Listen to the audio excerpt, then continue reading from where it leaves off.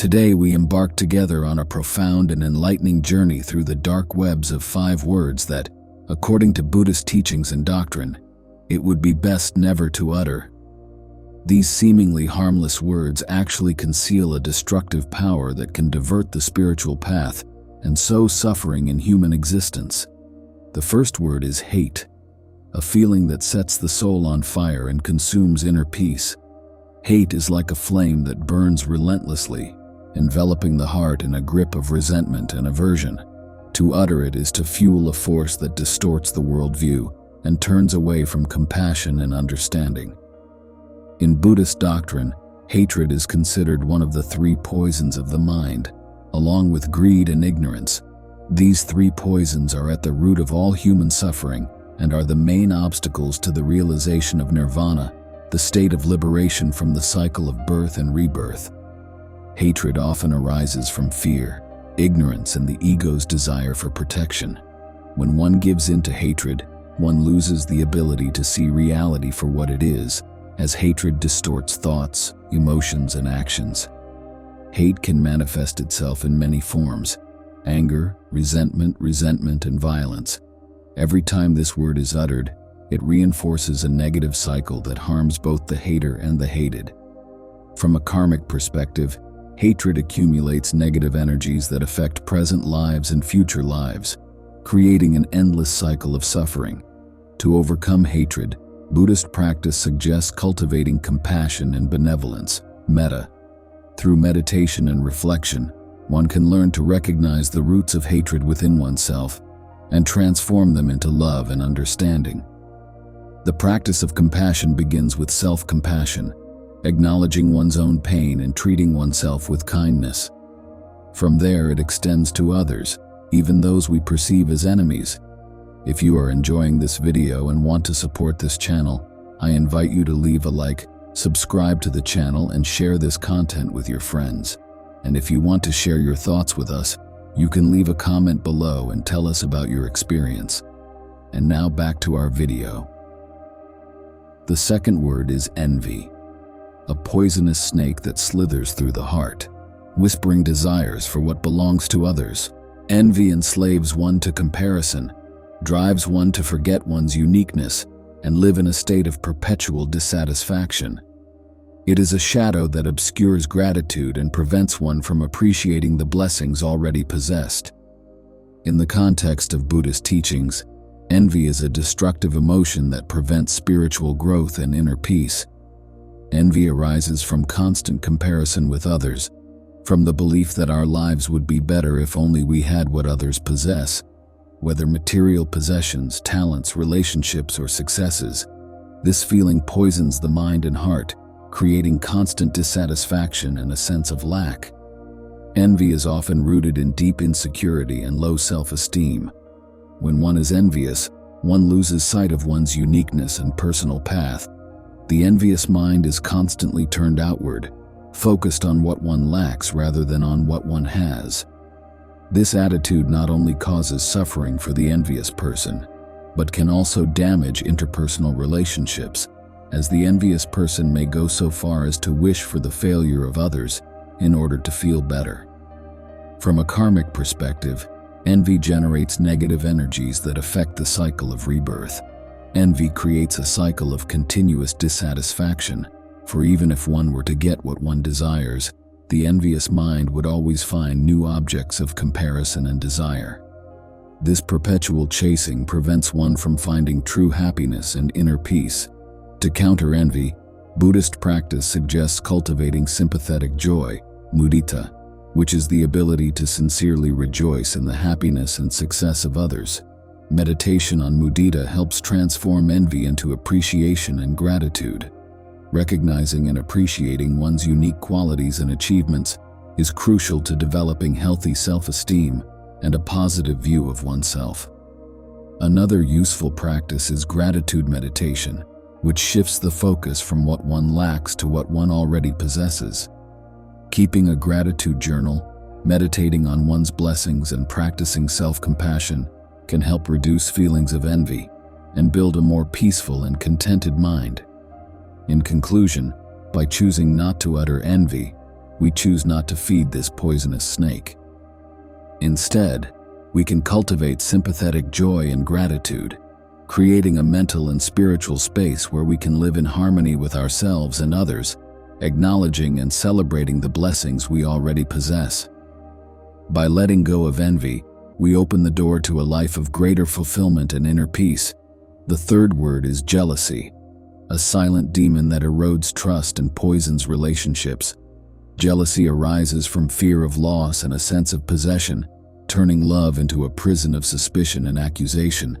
To utter it is to cultivate infertile soil, where sincere affection and mutual respect cannot flourish. In the context of Buddhist doctrine, jealousy is an emotion that creates great suffering for both those who experience it and those who are subjected to it. Jealousy arises when one fears that something valuable will be taken away, whether it is a person, social position, or material good. This feeling is closely related to attachment and the desire for control, and can lead to destructive behavior such as unfounded suspicions, unfounded accusations, and manipulation. Jealousy, like envy, is rooted in ego and insecurity. When you experience jealousy, you tend to see others as threats rather than as beings with whom you can share joy and happiness. This distorted worldview fuels a cycle of negativity and isolation, driving away loved ones and deeply damaging relationships. In the karmic realm, jealousy accumulates negative energies that affect present and future lives, generating further suffering and conflict. To overcome jealousy, Buddhist teachings suggest cultivating equanimity, upekkha, and trust. Equanimity is the ability to maintain a balanced and peaceful mind in the face of all experiences, recognizing that all things are impermanent and that total control is an illusion. Meditating on impermanence helps reduce attachment and understand that everything and everyone follows their own path, regardless of our will. Another fundamental practice is that of trust, both in oneself and in others. Trust comes from awareness and open communication. In a relationship, building trust takes time, commitment, and a willingness to be vulnerable.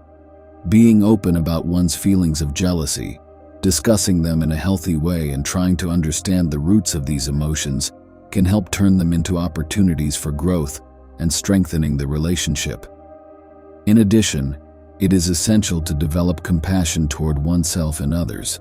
Compassion allows one to see one's own and others' frailties with kindness and understanding, thus reducing fear of loss and desire for possession. Practicing compassion meditation helps to free the mind from the grip of jealousy, promoting purer and more unconditional love. By choosing not to utter jealousy, we choose not to feed this silent demon. Instead, we can cultivate equanimity, trust, and compassion, creating a space where sincere love and mutual respect can flourish. By letting go of jealousy, we open the door to a life of more authentic and harmonious relationships based on trust and mutual understanding. The fourth word is arrogance, a mask that hides fragility, an illusion of superiority that separates from others. Arrogance arises from inflated ego, makes one feel invincible, and leads one to despise those considered inferior. But in reality, it is a gilded prison that isolates from humility and empathy, preventing one from seeing the truth of human interconnectedness. In Buddhism, arrogance is seen as a significant obstacle on the path to enlightenment. It manifests as an exaggerated sense of one's own importance, ability, or merit. The arrogant person tends to judge others, to belittle them in order to feel superior, creating an artificial separation between self and others. This attitude not only creates interpersonal conflicts, but also deep spiritual isolation, as it prevents one from perceiving the interconnectedness of all things and the impermanent nature of existence. Arrogance is rooted in ignorance, avidya, one of the three poisons that cloud the mind and feed the cycle of birth and rebirth, samsara. Ignorance in this context is not simply a lack of knowledge, but a distorted view of reality that sees the ego as separate and independent from others. This misunderstanding leads to selfish behavior and a lack of empathy, as the arrogant person considers himself or herself above the karmic laws that govern the world. Overcoming arrogance requires deep inner work and a constant practice of humility and mindfulness. Meditation on the nature of the self and the interconnectedness of all things can help dissolve the illusion of the separate ego. When one understands that all forms of life are interdependent and that no one is truly superior or inferior, arrogance begins to fade. A specific practice to counter arrogance is meditation on gratitude and admiration for others. Recognizing and appreciating positive qualities in others, rather than belittling them, helps reduce inflated egos and develop a sense of respect and humility. In addition, the practice of prostration, common in many Buddhist traditions, symbolizes the abandonment of ego and submission to universal truth. Another crucial aspect is to cultivate empathy. Empathy allows one to understand and feel the emotions of others, breaking down the barriers that arrogance creates. When you develop deep empathy, you recognize that all human beings share similar experiences of joy, sorrow, hope, and fear. This understanding promotes compassion and reduces feelings of superiority. Finally, practicing selfless service, seva, is a powerful antidote to arrogance. Offering one's time and resources to help others without expecting anything in return helps put one's abilities and merits into perspective. Service to others teaches humility, as it shows that a person's value lies not in his or her status or personal achievements, but in his or her ability to contribute to the common welfare. By choosing not to pronounce arrogance, we choose not to feed this deceptive mask. Instead, we can cultivate humility, mindfulness, and empathy, opening our hearts and minds to a deeper and more authentic understanding of human interconnectedness. By letting go of arrogance, we open the door to a life of greater harmony and connection with others, based on mutual respect and compassion. The fifth and final word is desire. Not the desire that drives one to improve or grow, but the insatiable desire that dooms one to a continual search for material satisfaction. This kind of desire is an endless trap, an unbridled rush toward the ephemeral and illusory. To utter it is to stoke a fire that will never be extinguished, holding one captive in a cycle of birth and rebirth, far from enlightenment. In Buddhism, desire, tanha, is identified as one of the main roots of suffering, dukkha. It refers to the attached, lustful, and unsatisfied desire that constantly seeks external gratification. This type of desire is different from healthy aspiration or desire for spiritual growth. Instead, it is a desire that knows no end, feeding on itself and perpetuating a cycle of dissatisfaction and attachment. Insatiable desire is related to the illusion that happiness and satisfaction can be found in material things, social positions, or sensual experiences. This type of desire creates a cycle of craving and aversion. One craves what one desires and feels aversion to what one fears or perceives as an obstacle to achieving one's desires. This cycle perpetuates suffering because it is never truly satisfied.